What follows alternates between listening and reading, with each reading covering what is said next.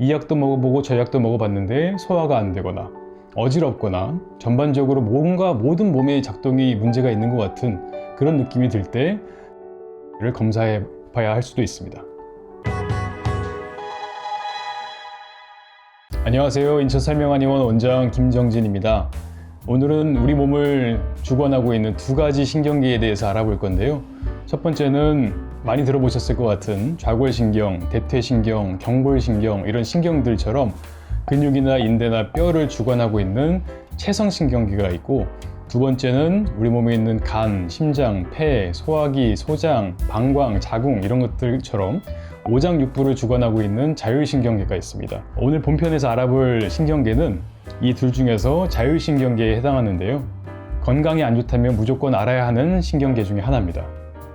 이 자율신경계는 교감신경과 부교감신경으로 구성되는데, 교감신경은 자동차로 따지면 엑셀레이터를 밟는 것처럼 우리 몸을 긴장시키고 흥분하게 하고 예민하게 하고 하는 신경계고요.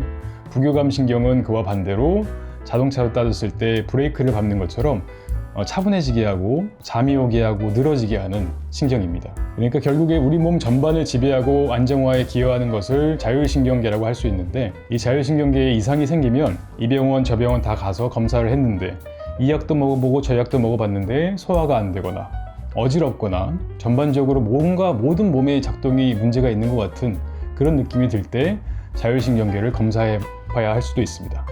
그래서 제가 비유할 때 뭐라고 하냐면, TV를 검사했을 때는 TV는 문제는 없는데 TV를 주관하고 컨트롤하는 리모컨에 문제가 있을 때, 마치 소화기는 괜찮은데 소화기를 주관하는 신경계가 안 좋을 때 문제가 생길 수 있는 것처럼, 이 자율신경계라는 것이 소화기로, 간으로, 심장으로, 폐로, 소장으로, 방광으로, 자궁으로 들어가기 때문에 그런 각 부위가 안 좋을 때 이 신경계 검사를 해봐야 되는 필요성이 있는 것입니다.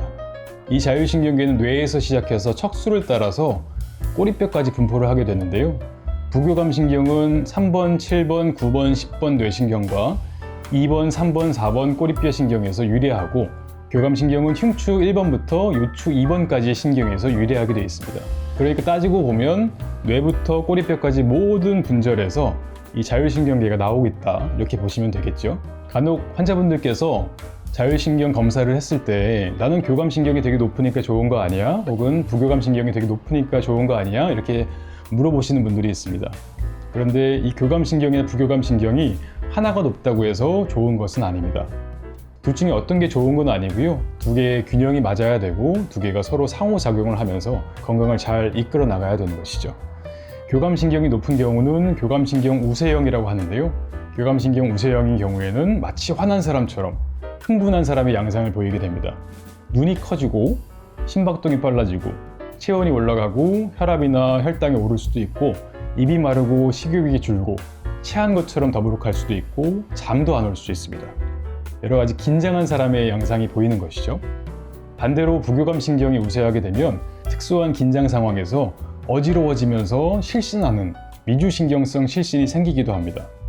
이렇듯이 두 가지 교감신경, 부교감신경이 균형을 잘 맞고 있는 상태가 중요한 것이지, 어느 게 한 개가 높다고 해서 좋은 것은 아니니까 이 점에 대해서 꼭 알고 계시면 좋겠습니다. 저희 설명한의원에 있는 자율신경 검사인 옴니핏을 활용하게 되면 교감신경은 5.42가 넘어야 되고 부교감신경은 5.2를 넘어야지 기준에 충족한다고 보시면 됩니다. 두 개 합쳐서 평균값이 6.42를 넘어야 되는데, 내원하시는 환자분들의 대부분을 보면 교감신경이 굉장히 많이 활성화되어 있는 그런 양상을 보이시는 것 같아요. 아무래도 요즘에 휴대폰을 많이 보시면서 긴장되는 영화, 영상들, 스트레스 상황들 이런 것들이 반복되다 보니까 교감신경이 가라앉을 수 있는 어떤 여건, 상황들이 잘 안 나타나는 것이 아닌가, 이런 판단을 하게 되고요. 그래서 기본적으로 교감신경이 항진되어 있는 분들이 많고 부교감신경이 가라앉아 있는 분들이 많아서 이런 것들에 대한 치료를 하다 보면 건강이 많이 회복되면서 전반적으로 잠도 잘 오고 소화도 잘 되고 대소변도 잘 나오고 몸도 컨디션이 좋아지고 전반적인 어떤 양상들이 모두 좋아지는 그런 경험을 하시게 됩니다.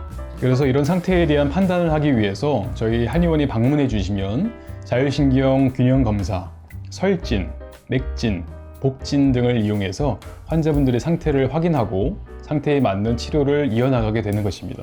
확인하다 보면 자율신경이 안 좋으신 분들은 혀가 갈라져 있거나 혀가 굉장히 부어 있거나 혀가 따끔거린다, 매운 것을 못 먹겠다, 뜨거운 것을 못 먹겠다 이렇게 호소하시는 분들이 많이 있고요. 전형적인 화병의 양상이라고 보이는데 화병이 있다고 해서 반드시 혀가 안 좋은 것도 아니고 화병이 없다고 해서 혀가 반드시 좋은 것도 아니긴 합니다. 그래서 말씀드린 것처럼 맥진을 그리고 복진을 곁들이게 되는데요. 복진을 했을 때 환자분들의 배가 굉장히 굳어 있는 경우, 호흡이 부족해서 흉곽이 굳어 있는 경우 이런 것들도 확인해야 되는 경우가 있고, 맥진을 통해서 이 환자분의 맥이 현맥인지 긴맥인지 결맥인지 상맥인지 이런 것들을 확인하면서 환자분들이 정확히 어떤 상태인지 판단하고 그에 맞는 치료를 하는 것이 중요합니다.